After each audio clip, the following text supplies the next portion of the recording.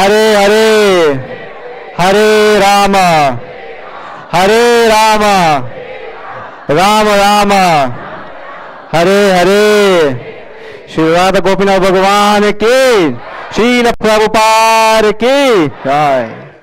Thank you everyone for coming this evening. I know it's storming outside and a lot of devotees are still expected to come. So if I were to just ask everyone, just come a little closer, just because more people would be coming and they'd probably be standing by the door. So today we are very, very fortunate, and for some of us, or for most of us, it's a moment that we couldn't have imagined to have His Grace Srutakirti Prabhu and Vishaka Mataji here with us. Haribol! So for those of you who may not be aware, but just to give some background, His Grace Srutakirti Prabhu joined or met with the devotees in 1971 in Pennsylvania, and then joined society, and from there on he was tasked to be Srila Prabhupada's servant. Srutakirti Prabhu is the longest serving Srila Prabhupada's servant. He had the good fortune of serving Srila Prabhupada for 2.5 years, traveled with him all over the globe. Didn't see Srila Prabhupada being with him in each of those centers that he would travel to. And Prabhu has also traveled to Australia in, the first time Srila Prabhupada? In Haribo, Srila Prabhupada. Prabhu had traveled in 1973, 74, and 75. Prabhu is endeared by devotees all over the world. He's loved for his beautiful narration of Srila Prabhupada's Katha. So wherever Prabhu goes, he fills the devotees' hearts by narrating beautiful pastimes of Srila Prabhupada. He has written books. He's authored a book, What's the Difficulty? And he has given seminars on Srila Prabhupada's life, being with him day in and day out. So it's our greatest fortune, Prabhu, for you to be here with us today. Prabhu has had a very busy schedule. He's traveled, to 3 different cities, and despite his busy schedule, Prabhu has given us time today. So we're very grateful to you, and we welcome you, Srutakirti Prabhu and Vishaka Mataji. So grateful. Haribol. Oh.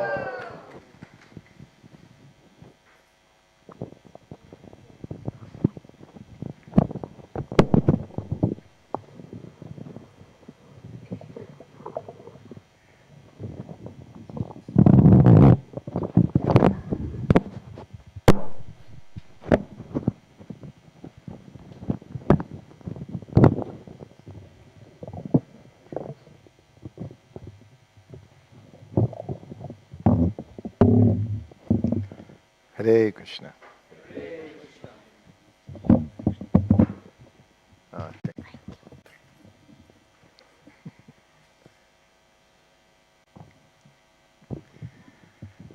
Nama Om Vishnupadaya Krishna Prastaya Bhutale Srimati Bhaktivedanta Swami Niti Namane Namaste Saraswati Devi Gauravani Pachani Nirvisesa Sanjavari Paskacha Desatani Panchakalpa Tarubhashta Kripa Sindhubhya Evacha Patitanam Bhavanebhyo Vaishnavebhyo Namo Namaha Jaya Shri Krishna Chaitanya Prabhu Nityananda Shri Advaita Gadadhar Sivasari Gaura Bhaktivinda Hare Krishna Krishna Krishna Hare Hare Hare Rama Rama Rama Hare Hare Hare Krishna. So we finally made it here this evening. It's been we intended to be here a little earlier, but we had a very interesting day today. Australia is a very wonderful place. We were stopped by the police earlier in the day with the driver in the car. Anyway, again, I'm very happy to be here. It's been a long time since I've been in Sydney. Actually, I was here 15 years ago. I was here in Sydney and in Melbourne, years straight. And we're both engaged in services in Vrindavan. And of course, we left Vrindavan, it was 40 degrees. And a few days ago, I was in Melbourne, it was 4 degrees in the morning. So we're going through a lot of changes. I know everyone comes here in the summer Australian summer, but somehow or other Krishna Balaram, they booted us out. We were there for the 50th anniversary of the installation of Krishna Balaram and the opening of Krishna Balaram Mandir. And I was there 50 years ago with Srila Prabhupada as well. I was actually, if you see some photographs, Prabhupada doing the arti, you'll see this little boy in the background by the back of the altar standing there. So I had the good fortune of being there at that time. Krishna is very, very merciful. Very merciful. He always remembers any little bit of service you do. And somehow or other, by Prabhupada's arrangement, he brought us back there to Krishna Balaram Mandir. And you've seen those deities, Krishna Balaram Mandir. When I lived there, I pretty much post pictures of them every day. Shri Shri Gaur Nitai, Krishna Balaram, and Radha Shyama and Lalita Vishaka. And as you know, Krishna, he's crooked. He's a crooked person. His three-fold bending form. His form is crooked. What else is crooked in Krishna? His hair is crooked.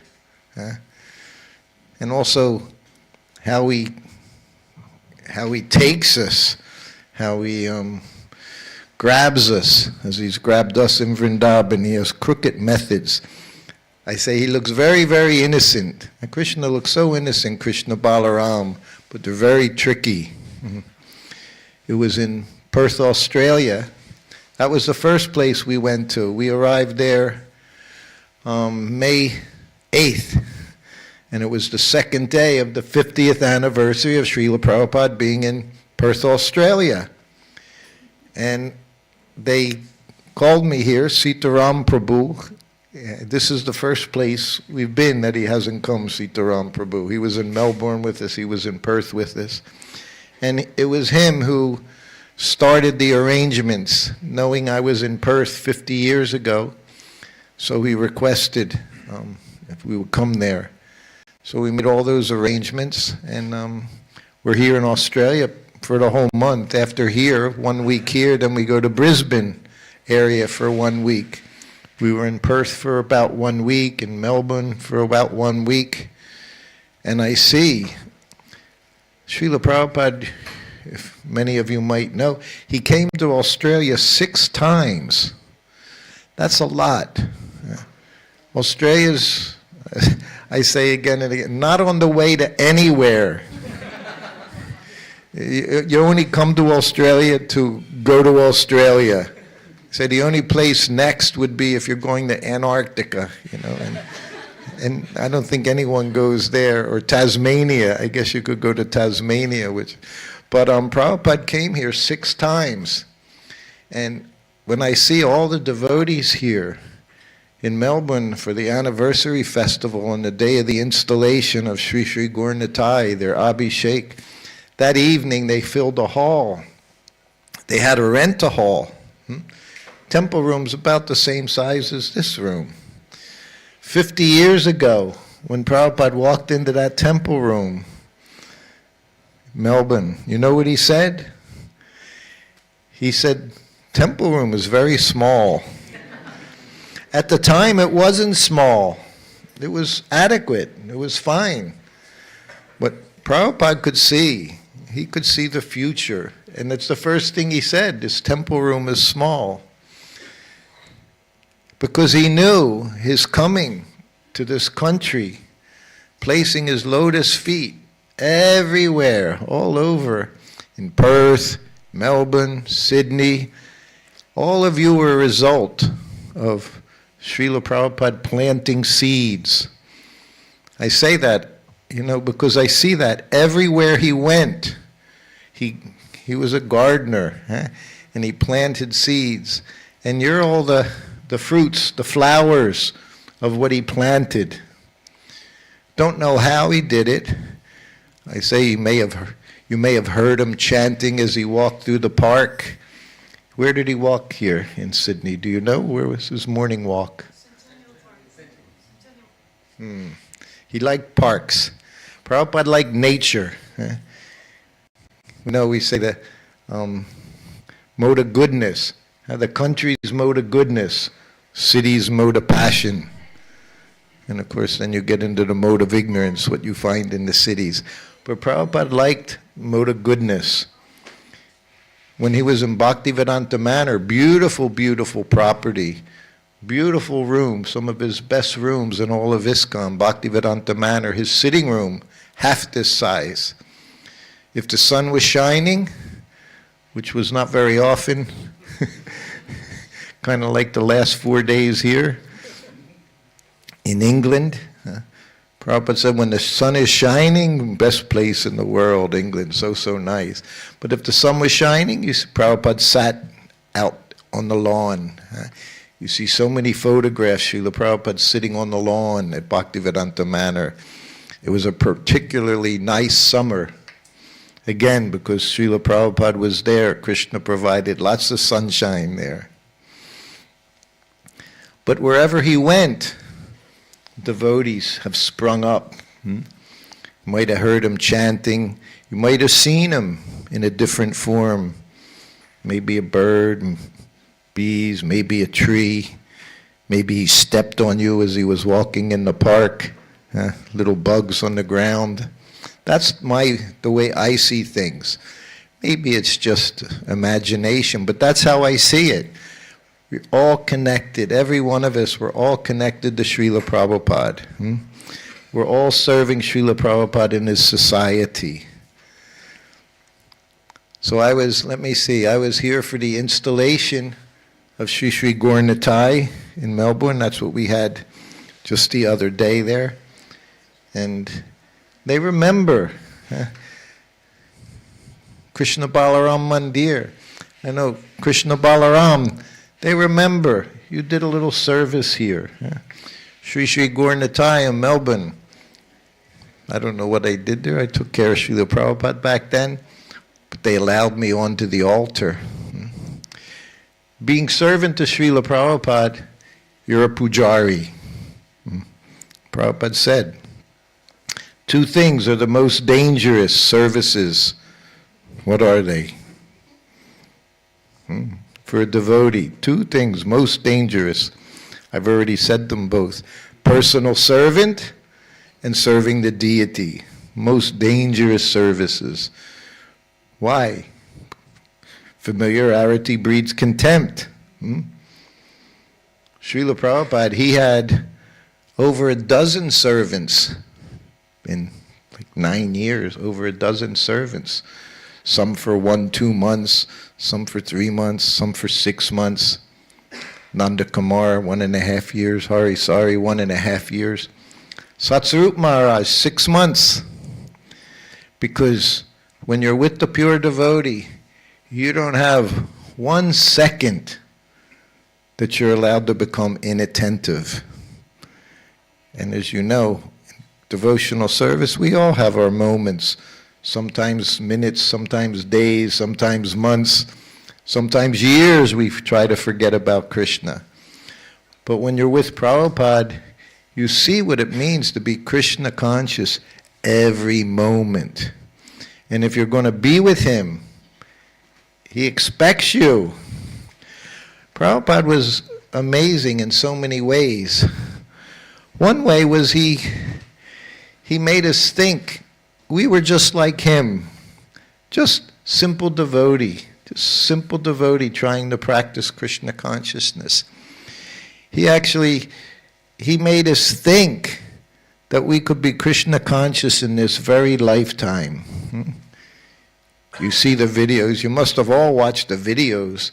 Here in Australia, I heard the person's name who took so many of these videos. More videos in Australia on the time he was here than anywhere else in the world. Prabhupada in his room taking prasadam in Melbourne, Prabhupada giving lectures here in Melbourne, Prabhupada sitting in his room with psychiatrists and teachers and politicians, and it's all on video. More than anywhere else in the world. You're able to see Prabhupada as he was here. I say he came here because he understood all of you would be becoming devotees. Huh? And you're all very one. I see also here, everywhere I've been, in Perth, in Melbourne, here, I've only been, this is my first class here with the devotees here in Sydney. But where I've been, in Melbourne, the youngsters, so Krishna conscious. I gave one program to the youth. They were ranged in age from maybe 5 to 15 or something. There was about almost 100 of them. So when you're talking to young boys and girls, you think generally your attention span not so long, So I thought, well, I'll ask them some questions. So I started asking questions. When did Prabhupada meet his spiritual master? I see all these hands go up, They all knew when he first met his spiritual master. Asked Prabhupada, where did he grow up? So I figured it best they'd say, well, Calcutta. One little boy raised his hands, he gave me his address. I didn't know his address. I was afraid when they started asking me questions. So they're going to ask me questions I don't know the answers to. Let me take this sweater off, it's warm here. So it's very wonderful to be here.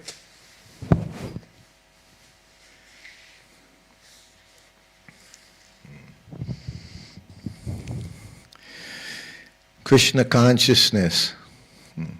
Prabhupada in Vrindavan, he said to me, he called me in his room. He had such a unique way of preaching.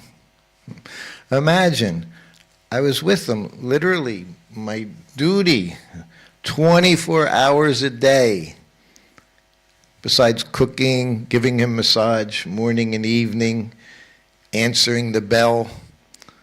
So if he's in this room ringing a bell, you have to be right outside the door, otherwise you don't hear the bell.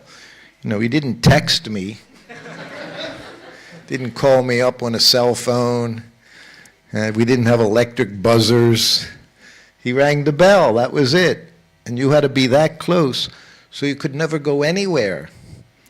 You're 22, 23 years old, boy.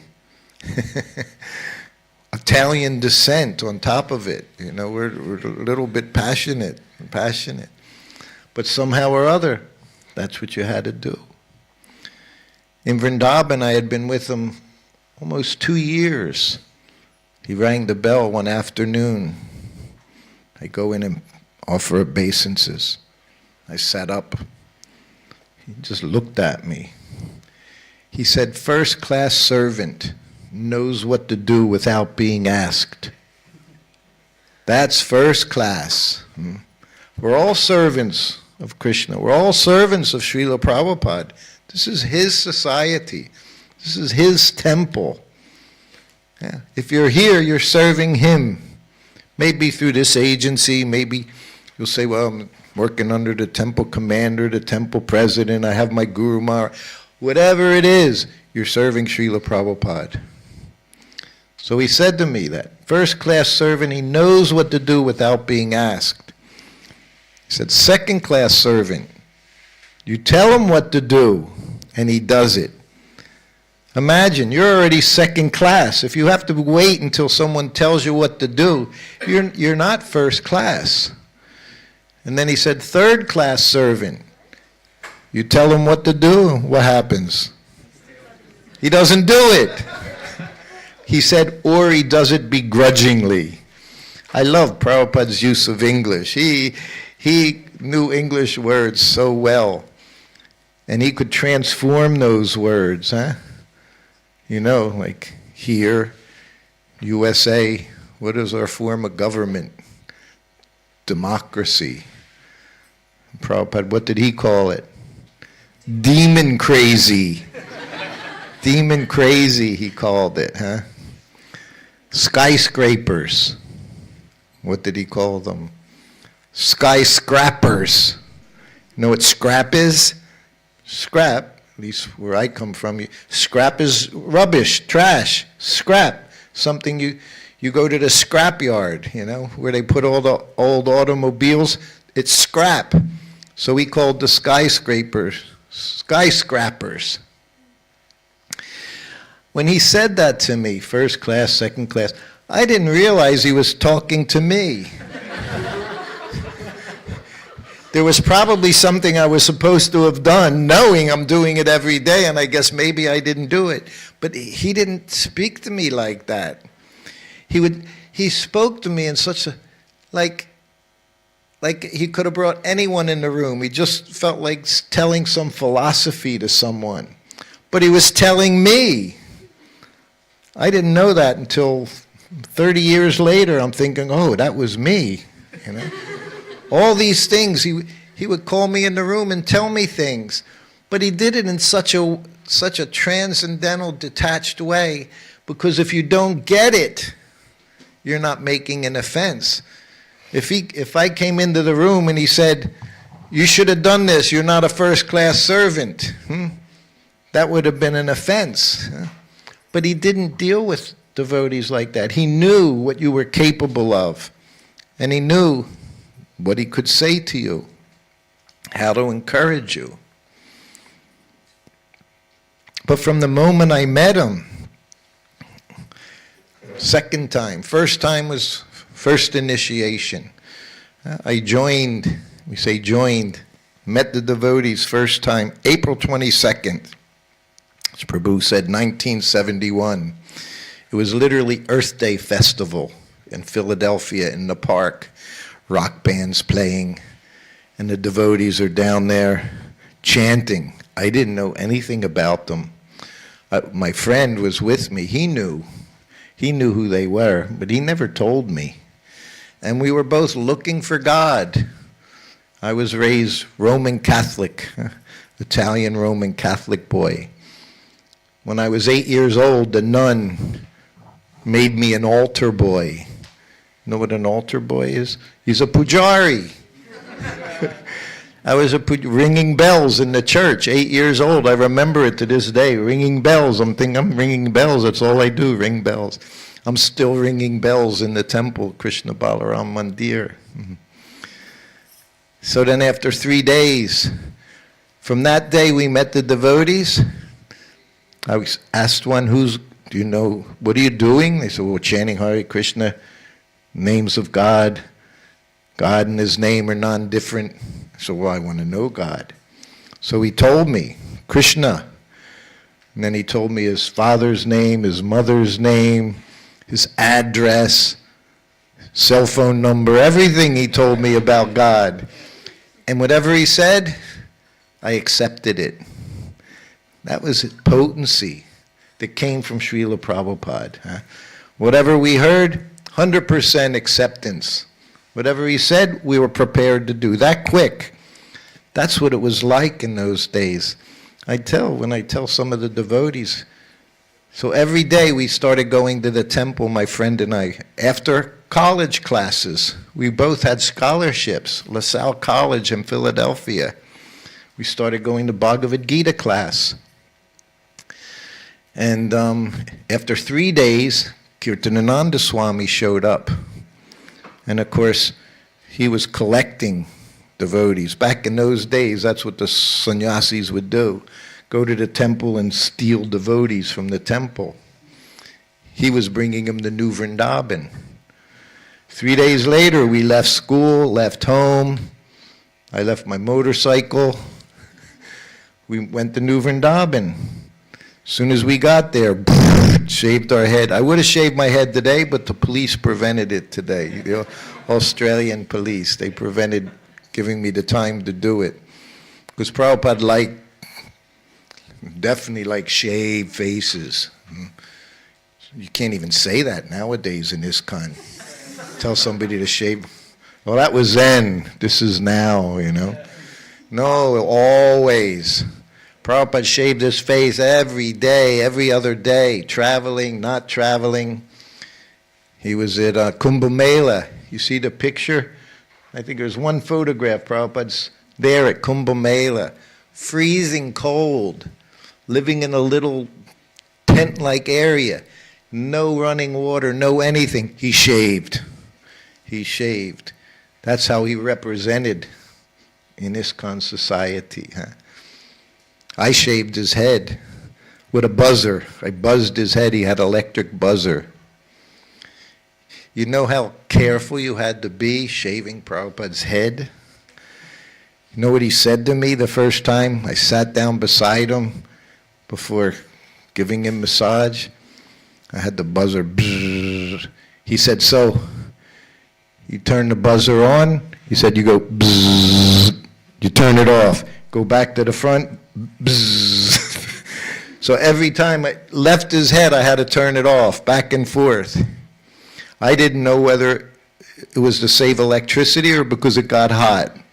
You know, the buzzer, he didn't like it hot. Probably both, because he didn't waste anything. Why? Because Krishna, everything is Krishna. That's what you learn from the pure devotee. He sees Krishna everywhere, in everything, every sound, everything he looks at, everything you smell, everything you hear, Krishna. That's pure devotee. I told you, I was there for initiation. 3 months later, we were able to get first initiation back then. Not 30 years later. Sometimes some of my godbrothers, I know they're waiting 15 years, some of them for initiation. 90 days, that was it. You got first initiation. I got it exactly 90 days from New Vrindavan to New York City. Then 9 more months, Brahmin initiation. So you're living in the temple for 1 year, he's giving you Brahmin initiation. So that was the first time I really sat before Srila Prabhupada. Was in New Dwarka when I went for Brahmin initiation. And we drove across country. It was literally like driving from Sydney to Perth. And it took us 4 or 5 days in a van with no windows in the back, you know, completely van. But we got to New Dwarka. So many devotees are there. Just to hear Srila Prabhupada, just to see him. And I had good fortune from the beginning, Krishna's mercy, because I was with Kirtanananda Swami, Prabhupada's very first sannyasi, one of his very first disciples in New York City. What did Prabhupada call Kirtanananda? Anyone know? Kitchenananda. He taught him how to cook. Taught him how to cook. So he took us there to get Brahmin initiation. And that was the first time I got to go up into Prabhupada's room in Los Angeles. Very nice quarters, huh? Tirtha. Just like here, Tirtha. And Kirtanananda brought myself and Kaladri up to Prabhupada's room. We offered obeisances, sat up. And Kirtanananda introduced us first. He said, Srila Prabhupada, these are boys from New Vrindavan. Prabhupada looked at us, looked at Kuladri, said, what is your name? Kuladri Das Srila Prabhupada. Very nice. Then he looked at me. He said, what is your name? And my mouth didn't work, nothing. Your brain didn't work, because you're looking at a pure devotee of Krishna. Everything stops, you know, just your breathing. If it wasn't automatic, you'd die. If you had to think about breathing, you would collapse because you couldn't remember to do it. Fortunately, it happens automatically. He looked at me, and then I heard Kirtananda say, that's Srutakirti, Srila Prabhupada. Like that. Then he gave us all. Then his servant came in. I was watching Prabhupada's servant more than I watched Srila Prabhupada sometimes, because I started to marvel. And I thought, Prabhupada has a servant, somebody that's just with him 24 hours a day. I thought, now how cool is that, to be Prabhupada's servant? I never imagined that I would be doing it literally 3 months later. But I marveled watching his servant. In the temple room, I would watch him help Prabhupada get on the Vyasa-san, take his cane, take the glasses out of the case for Srimad Bhagavatam class, open the Bhagavatam, and I'm thinking, wow, amazing. I was looking at the servant so much, one day he looked at me like, he thought I was a little funny, I turned away, I started to look at Prabhupada again. Imagine, I could have been looking at Prabhupada, but I'm just looking at, how can you serve a pure devotee? Couldn't imagine it. So that day we're up in Prabhupada's room. It was lunchtime. No, it was breakfast time. Right after class, we went up. And his servant comes in the room with the plate, his breakfast. And on the plate, breakfast Prabhupada was fruits, could be fruit juice. Here, it was here in Melbourne, I served him his breakfast one day. And for the first time I saw passion fruit. You all know what passion fruit is, right? I didn't know what it was. So I cut it in half and I opened it up and put it on his plate. I know it makes a very nice juice, that's how but you can eat it as well, And I put it on his plate. I brought it in, put it down, offered a basin, says, Prabhupada looked, he said, what is that? I said, oh, it's passion fruit, Srila Prabhupada. He said, oh, will it make me passionate? It's so much fun. Prabhupada was so much fun. He could make you laugh. He was probably the first devotee I met that actually had a sense of humor. We were all like madmen, just serving, We hardly slept at night. 6 hours was maximum. More than 6 hours, you're in Maya. Don't go to Mangalarti, you're in Maya. That's all the rules and regulations. That's all you heard.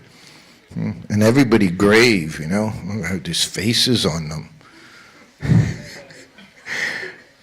I didn't get that so much, but I could understand the process of devotional service. But I saw Prabhupada smile there in Los Angeles. But when Nanda Kumar, his servant brought his plate in, Prabhupada looked at him. Why weren't you at class? He said, Prabhupada, I was preparing your breakfast. I learned right away, you don't ever give an excuse to Prabhupada. I picked up things very, very quickly. I guess Krishna was kind to me, preparing me for the duties I would have in a few months, just a few months away. Prabhupada looked at him. He said, cutting fruit? Anyone can do that. Your business is to be at class.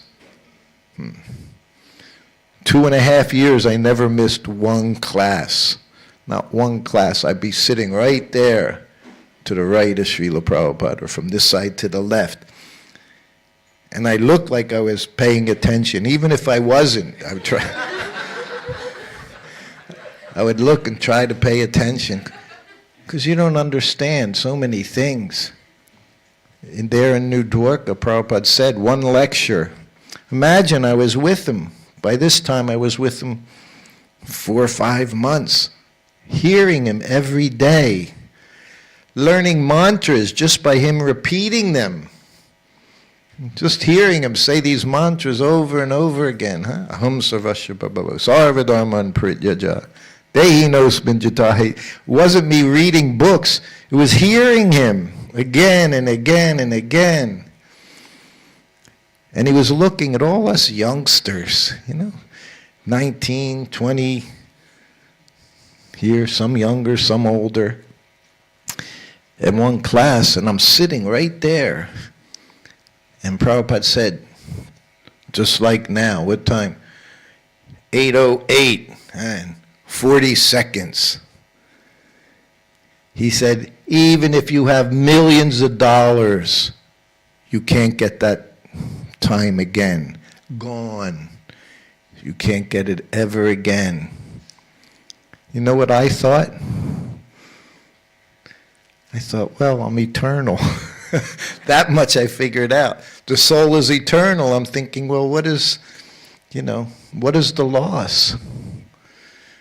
That was 1973.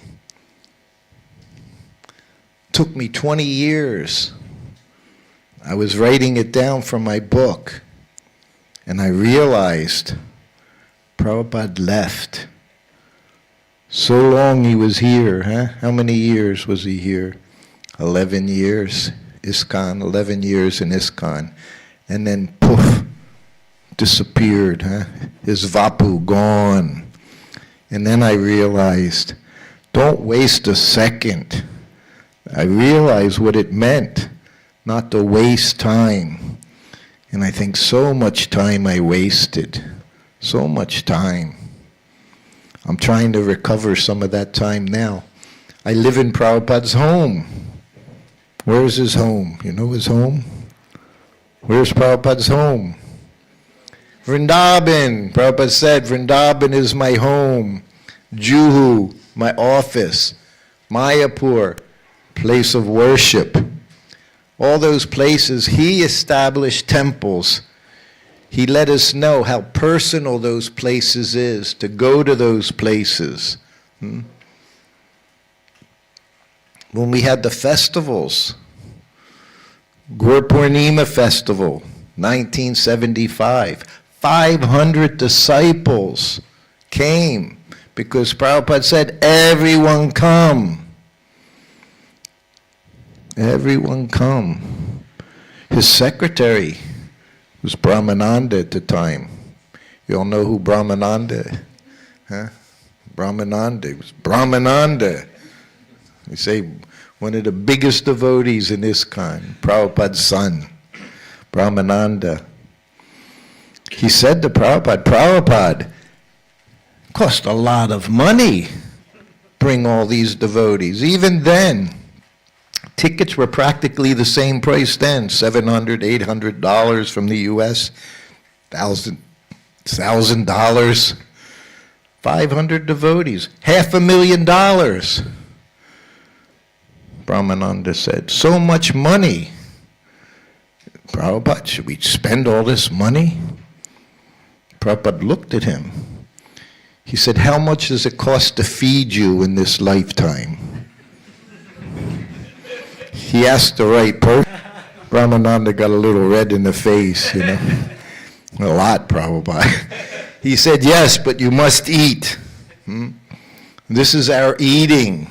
This is our eating. Spearing from the pure devotee. The benefit, incalculable. Can't calculate the benefit of hearing directly from a pure devotee's lips. So all you have to do, your life guaranteed to progress in Krishna consciousness.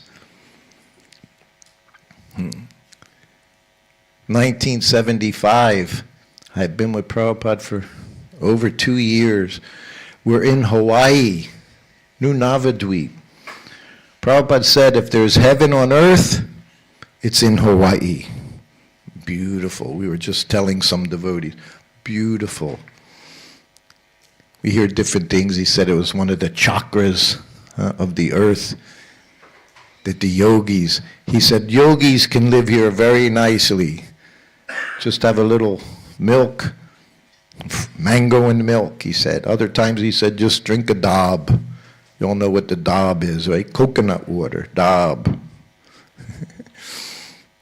So we had spent, myself and secretary, Sanskrit editor, we had spent off and on a year in India, Vrindavan, Mayapur, Hyderabad, Juhu. Didn't matter where we were, get sick. I was in India, I had malaria 3 times while I was with Srila Prabhupada. I had jaundice. Dysentery was like your best friend, dysentery. So we're on a morning walk with Prabhupada in Hawaii, beautiful Hawaii. So many nice places. Also at Tirtha, Prabhupada spent so much time there. And on the morning walk, Prabhupada's talking about you come to Krishna consciousness, and if you don't finish your business, you become 10%, 15%. He said, then you come back next life. You start at 16%. He said you take birth in India, nice Brahmin family or a wealthy family. And me and my godbrothers were looking at one another. We're thinking, all this work, I have to take birth in India next life? Not what we wanted to do. Huh? Some of you can relate. You came here to Australia. You think, I don't want to go back to India. It's very nice here in Australia. That's what we were thinking. Very nice here in the West. Let me practice Krishna consciousness in the West. Prabhupada said, take birth in India next life. We're thinking, no. We're just poking each other. What am I doing? After the morning walk, we get in the car. Prabhupada's sitting next to the driver in the front seat. I was the oldest devotee with Prabhupada at that time. I went from being the youngest devotee when my godbrothers were 10 years older than me. And now 2 years later, I'm the oldest devotee, and they're younger than me. But I still felt like I was the youngest devotee. Never changed. It still feels the same. So we're in the back seat, the three of us. And Shruta asked Prabhupada, do we have to take birth in India? We were really upset. Prabhupada tricked us. Ask Prabhupada. And I'm there, no, you ask him. Because I always saw the secretary was like the main person and the Sanskrit editor. Servant, you're the lowest. You're the servant. You're lowest on the chain, the servant. No, sir, you ask. So finally, Prabhupada's in front of me. Generally, I always ask questions when he was in front of me, not looking at me. That was a safe place. Giving him massage, he did the same. He would ask me questions while I was massaging his back. He didn't look at me either when he asked me questions. So I said, Prabhupada, on the walk this morning, you were saying how if we don't finish our business, Krishna consciousness, in this lifetime, that we come back, we can take birth in India, a nice Brahminical family, devotee family, or wealthy family. Prabhupada said, yes. I said, do we have to take birth in India? He said, no, now we have our ISKCON society, we have temples all over the world. We're like, can I take birth in Hawaii next life if I have a choice, Prabhupada? But now living in Vrindavan for 5 years, very austere, very special place. What's the word we use? Intense. No more intense place in the world than living in Vrindavan, at Krishna Balaram Mandir. Most wonderful place, most difficult place. But I wouldn't want to be anywhere else. It's Prabhupada's home. Literally, Prabhupada's home. His house is there where he lived. The deities, he designed them from the very beginning, drew them on a piece of paper. And then his bardaraj was going back and forth to where they were being carved. He kept giving instructions. And then he installed them. Nrsimha Kavacha, you all should know Nrsimha Kavacha. He's the deity minister for the whole world. He came there a few months ago when we were there. He said, these are legacy deities. Just like you have legacy Prabhupada himself installed the deities. In Melbourne, he installed the Sri Sri Gaur Nitai. Radha Ballabha, he installed them. Do you know how Radha Ballabha got to Melbourne? Anyone know? I carried Radharani in my arms. Bali Mridang carried Krishna, Ballabha, in his arms on the airplane. And they, I say sat, they didn't sit in the seats, they stood in the seats right next to Prabhupada. Radharani, Ballabha, in their seat belts, very nicely. They stood there next to Prabhupada. We brought them to India, and they were a bit heavy. We were in transit twice on the way from India to Melbourne. They were installed 1973. Gaura was installed 1975. That was their 50th anniversary. 2 years later, Radha Ballabha were installed by Srila Prabhupada. So we went to transit somewhere between, maybe it was Malaysia, Singapore, one of those places.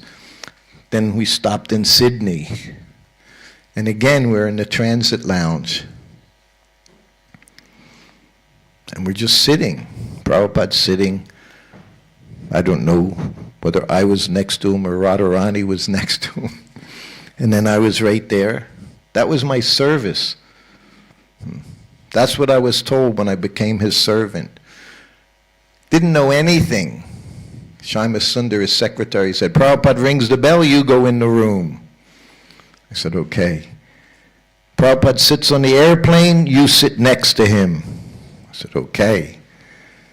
It's not easy. You think, oh, wonderful. Oh, imagine 15 hours sitting next to Prabhupada on an airplane, and you have to look like you're Krishna conscious. Hand in the bead bag. You're looking at everything going on around you, but you don't talk to anyone. You can't look at that big screen TV up there playing movies, you know. You're But he was very sweet, Prabhupada. So then we're in the transit lounge in Sydney, and I'm just sitting there next to Prabhupada. And he looked at me. He said, Krishna is very pleased with your service, because I was carrying the deity. It was one of the times I realized how easy it is to please Srila Prabhupada. Not a difficult thing, huh? We chant our rounds, follow the principles, just do a little seva. Somehow or other help them spread this Krishna consciousness movement. For me, during those 20 hours, I was carrying Srimati Radharani. He said, Krishna is very pleased with your service, which meant Prabhupada was pleased. That's our aim, to please Srila Prabhupada. It's not hard. What is the difficulty? You all know that? What is the difficulty? That became the name of my book. Years as I was writing, we call working title was Srila Prabhupada Vacha. And I was always thinking, what is the title? Some of my godbrothers say, well, why don't you say something in English? Why use Sanskrit, you know? And one morning, it was 4 o'clock in the morning, I woke up and there was like this big, right before I woke up, it was like a big billboard. It said, what is the difficulty? It kept flashing. What is the difficulty? The very first words Prabhupada said to me when I met him, when I went to get first initiation. What is the difficulty? Everything he says, that can be like your eternal instruction. Those first words. Prabhupada would say it so many times, huh? We chant, we dance, we take prasadam. What is the difficulty? That's not what he said to me when he said it. Do you know how that happened? Some of you know? No. It was when I first met him in Brooklyn, New York, Henry Street Temple. Temple room about this big. Prabhupada was there for 10 days. Every day he initiated 10 disciples. That was a huge number. Not anymore. Huh? That's like nothing. Now hundreds in one day. sometimes thousands in one day. Prabhupada, 10 days, he sat in the Vyasasana, he would chant on our beads right then in the morning. Beads that we had to make, because there was no stores, no temple gift shops you could buy your beads in. No one was going to India, to Vrindavan. They went to the craft shop. You bought your little wooden beads that could be used for anything, hanging curtains, whatever. They were just wooden beads. We made our neck beads. We did everything. Anyway, he would chant on them. But while he was there, devotees came from all over the country. So just like here, probably Sunday feast sometimes, it's so packed you can hardly breathe. And it was July, summertime, New York. Like here, 40, 45 degrees, humid. People are hanging in the doorway, hanging in the windows, all packed in, kirtans going on. Prabhupada's sitting on the Vyasasana playing cartels, and we're packed in. We say like sardines, but we don't say sardines because that's not vegetarian. So we could be packed in like, I don't know what, gulab jamun, packed in like a bunch of gulab jamun. Then when the kirtan ends, what happens? Everybody gets down on their hands, in, just like Prabhu here. Thank you for that example. Where are you going? I've got to go to work. Go to work? What kind of work? Okay. Okay, you're excused. You're excused. So now we all offer obeisances, so we take up 3 times as much room as standing there in the kirtan. And I'm right there because I was with Kirtanananda Swami, Prabhupada's first sannyasi. Like they say, it's not what you know, it's who you know. That's our whole philosophy. We don't have to know anything, but you have to know. You have to know the spiritual master. You have to know Krishna. More about that later. Anyway, I'm right there at the Vyasasana, and we're all offering our obeisances all at the same time. And there's no question you just stand there. Prabhupada's right there, just like he's right here. He's right there.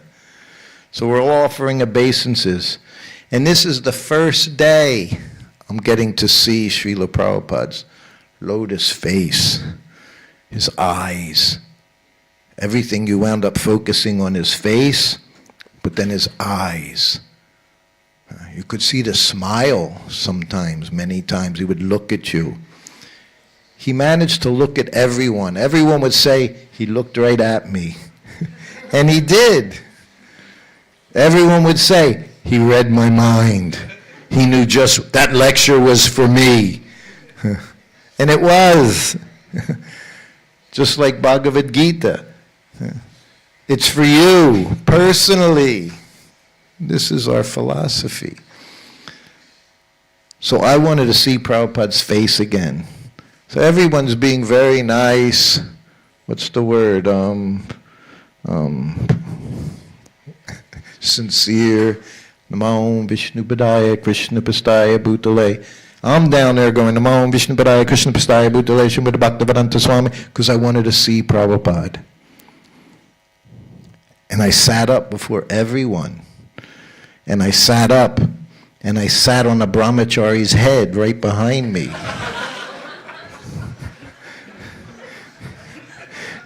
He wasn't happy. He wasn't. And Prabhupada looked and he said, what is the difficulty? The very first words he said to me. So then I shrank back since the tip of a hair, what it means to feel that small. Just by a few words, I was like, and I just sat down. So that was my first encounter. Then the next time was 9 months later. Went to Los Angeles. I got to be on the morning walk because I was with Kirtanananda Swami. And I got to go in the garden in the afternoon because I was with Kirtanananda Swami. Only 5 of us were in the garden, 5 or 6. Prabhupada, Kirtanananda, myself, maybe 3 other brahmacharis. And Prabhupada would go into the garden, had that little trellis. Prabhupada said the garden was the best place in the whole world. Had a privacy cinder block wall around it. Why was it the best place in the whole world? Because it was filled with Tulsi Devi, Tulsi plants. He said it's Vrindavan, none different than Vrindavan, because Tulsi was there. Vrinda Devi was right there. And he would just sit there and have his hand in his bead bag. Sometimes he'd chant. Sometimes he'd say things. And I was given the Krishna book to read. That was the first time I could see. Prabhupada read his books. And sometimes he had others read his books to him. His books. I marveled, thinking they're your books. He's reading, he's listening to his books. Krishna book it was, first volume of Krishna book. So that day when I walked into the garden, the previous Krishna book reader had gone back home to his temple after getting initiated. And somehow or other I was handed the Krishna book. And the devotee said, when Prabhupada wants you read. And I was sitting right in front of him there. You know, all of us were sitting there, small garden. And I learned. I was learning so quickly. He didn't look at you and say, okay, now you can read Krishna book. He just looked at you. And you had to know what to do. And I did. I just had this intuition, you know. Just give a little nod of the head. First class servant knows what to do without being asked. Krishna Balaram Mandir, he'd ring the bell, I'd go in, he'd go. It meant turn the fans on. He didn't say turn the fans on, he'd just look at you. Look at the fan. Or sometimes he'd look at the French doors with the curtains. It meant open the curtains. He'd just look.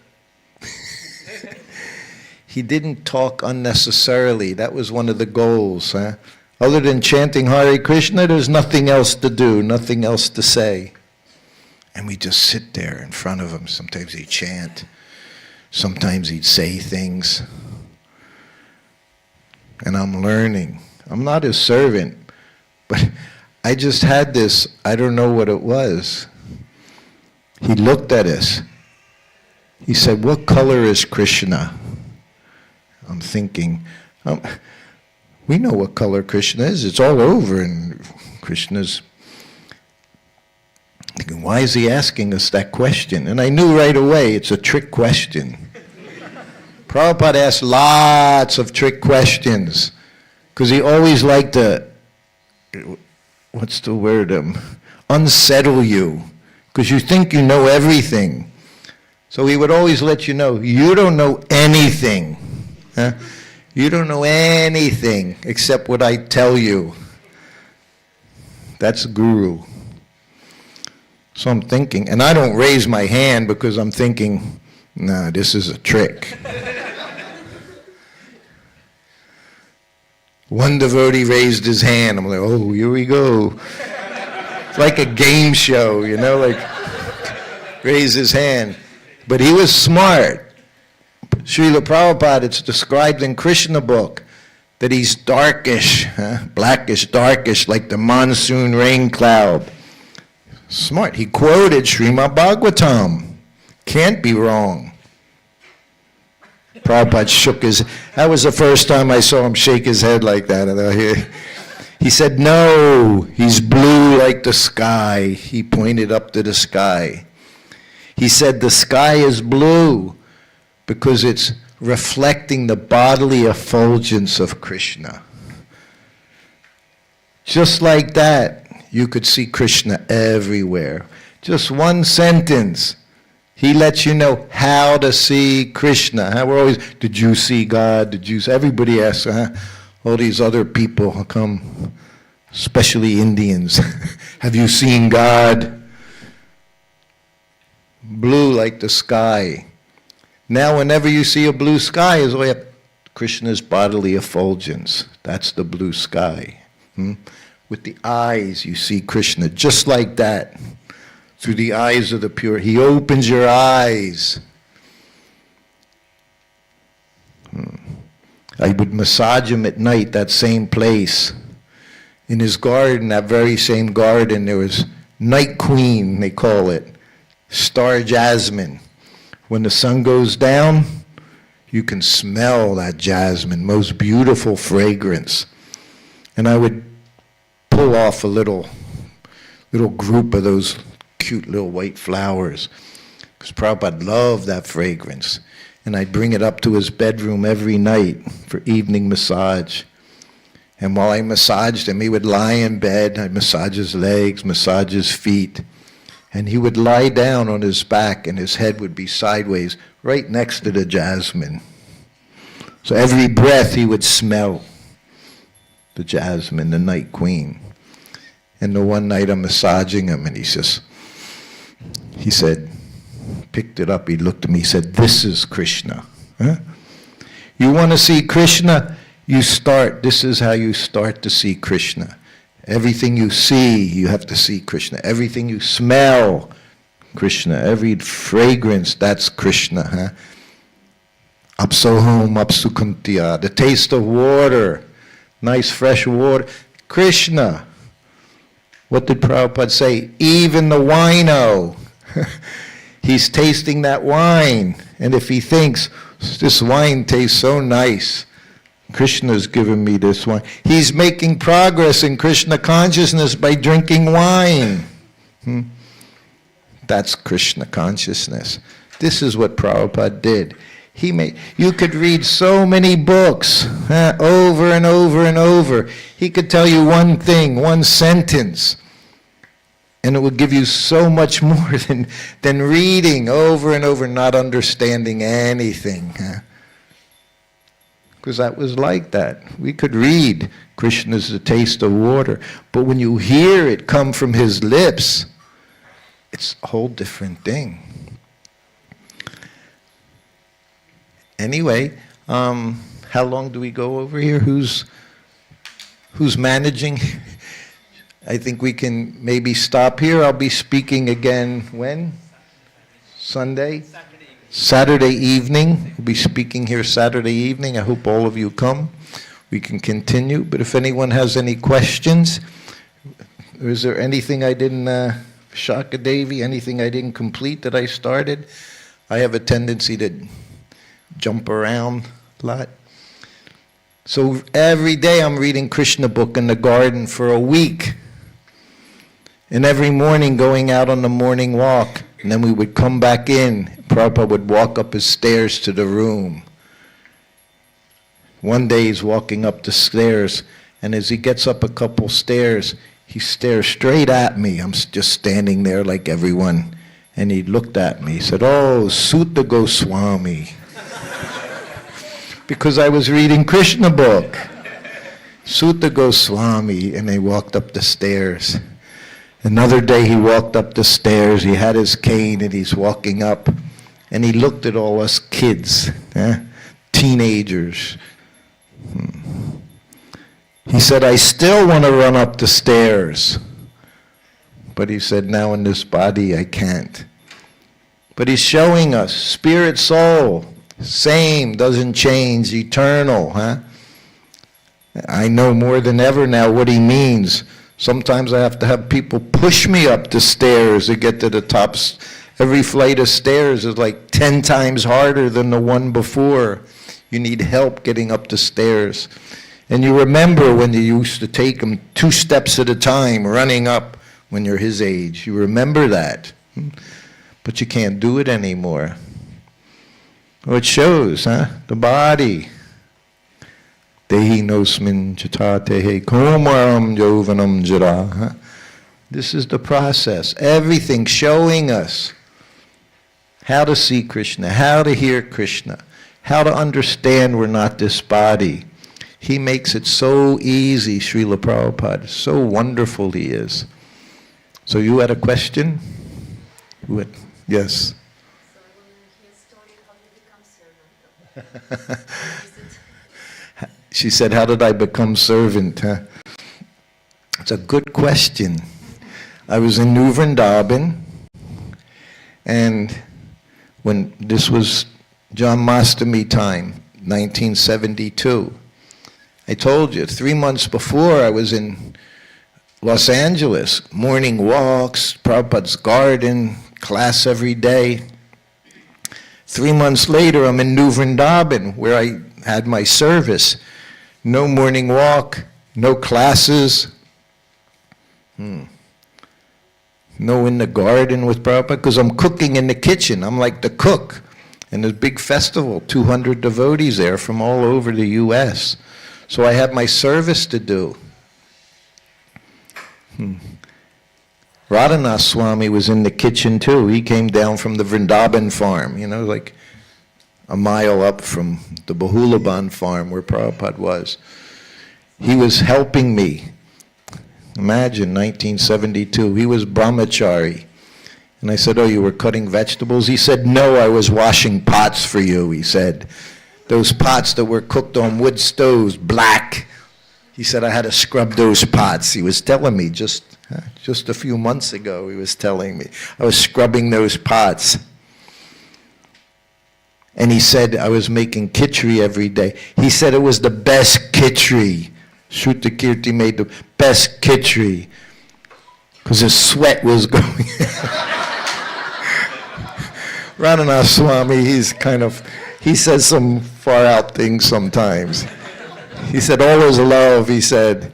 And I was very jealous. My godbrothers would, oh, did you hear the lecture today? And I'm like, no, you know, there was no Wi-Fi connection back then that you could hear these things as Prabhupada was speaking. Not even a wired connection. So I was feeling jealous of everyone. Prabhupada came there. His servant had just left him, a year and a half with him, just gone. So Prabhupada came to New Vrindavan, he didn't have a servant. He never made arrangements for his own comfort, Srila Prabhupada. Whatever Krishna provided, that was okay. But he's there. Kirtanananda, he knows, he's been with him since 1966. He was his servant. He saw other servants with Prabhupada.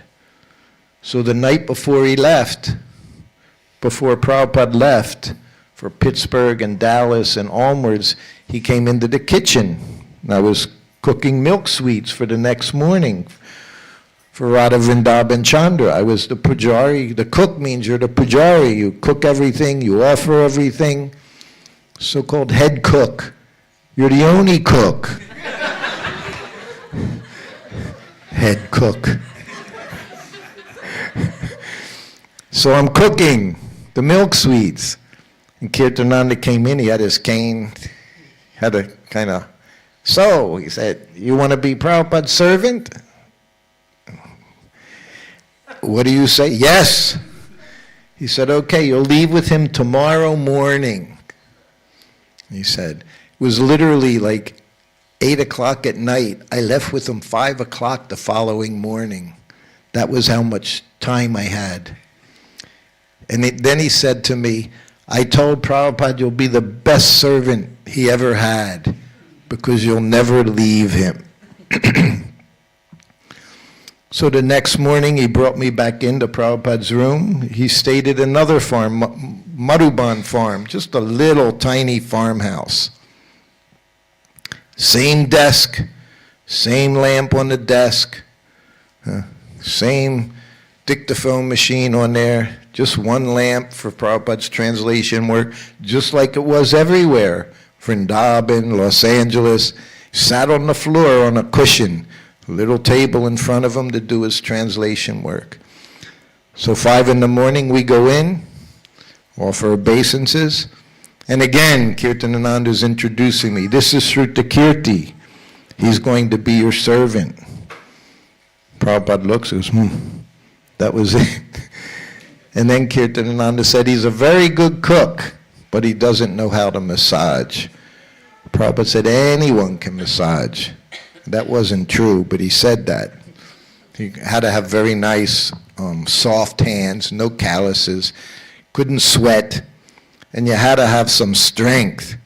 He didn't like some, he didn't like soft massage.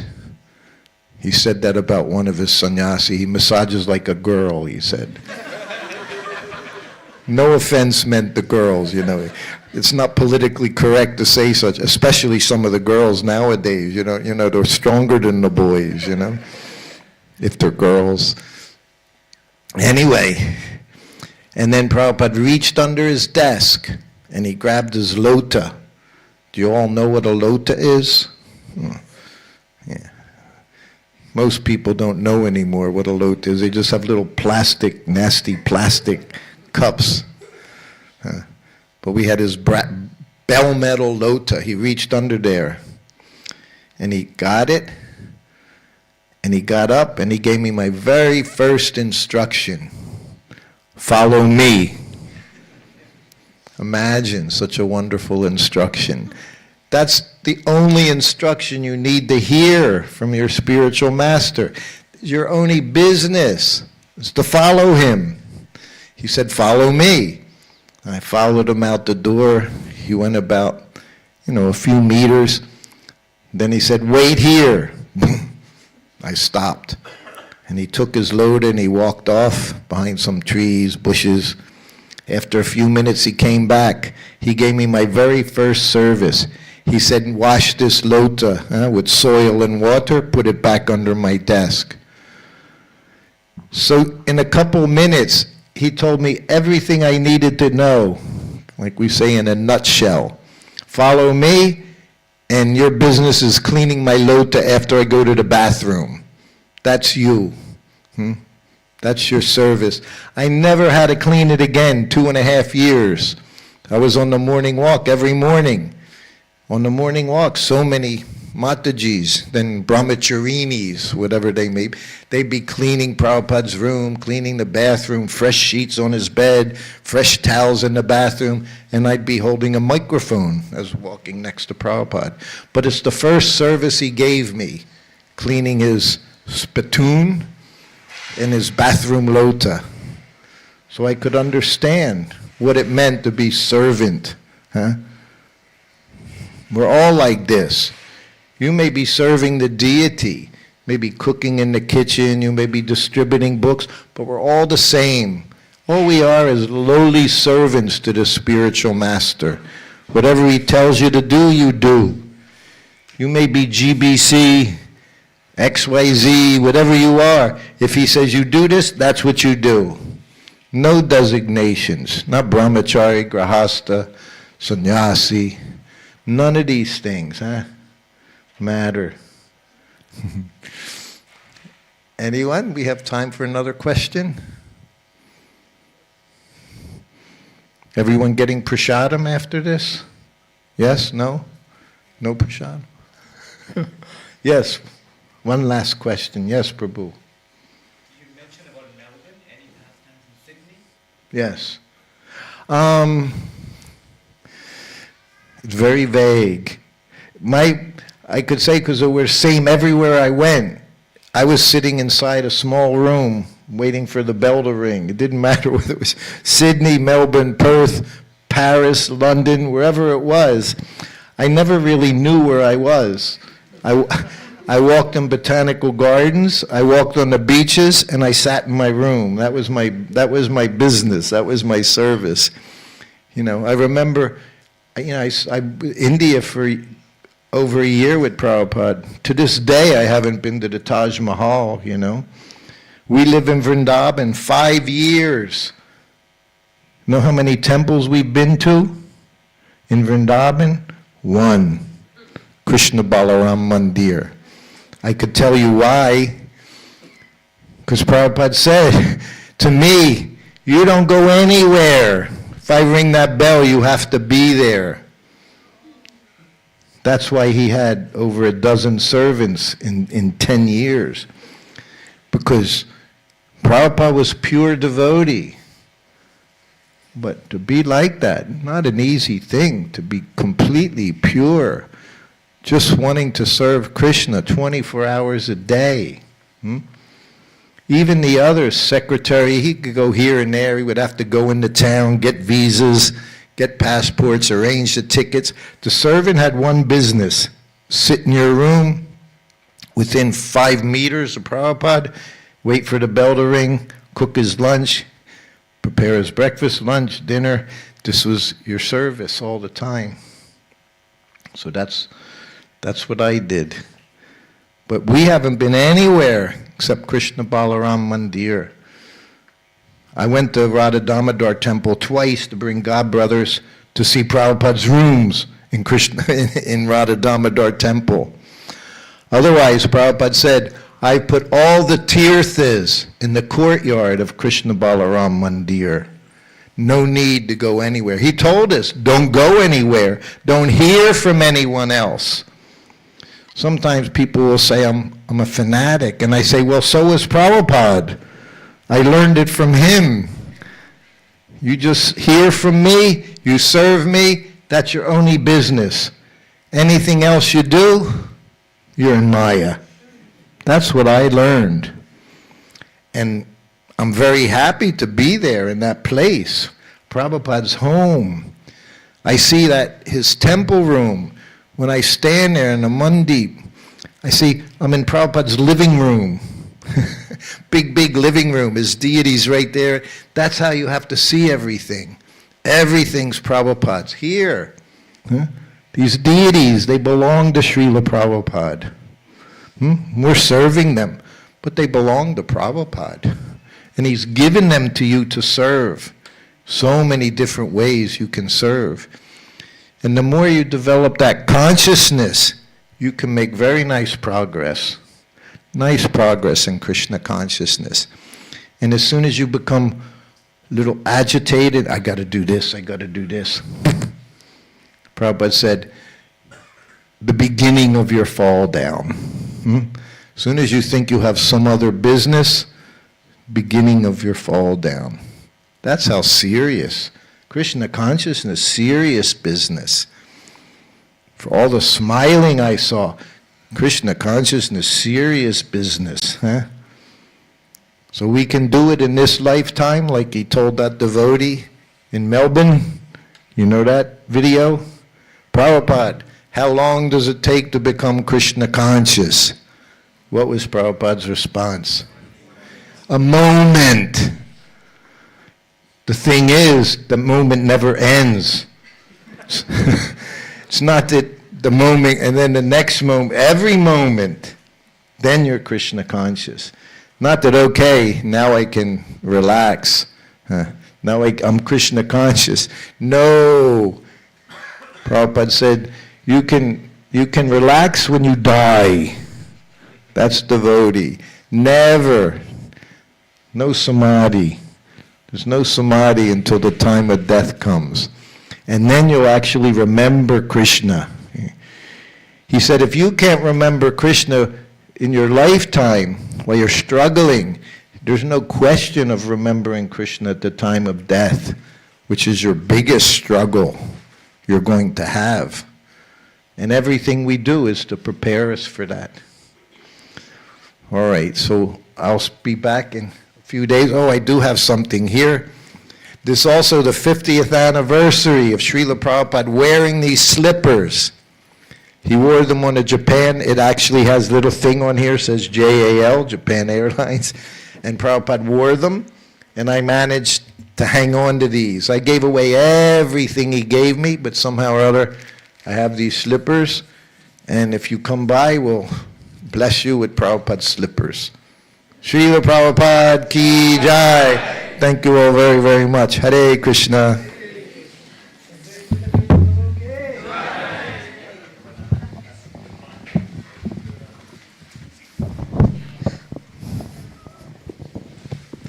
Hare Krishna. Krishna. So Prabhu mentioned we'll be having a part 2 on Saturday evening. Prabhu will be speaking the Srimad Bhagavatam class on Saturday morning. So please do come and look forward to seeing you all. Hare Krishna.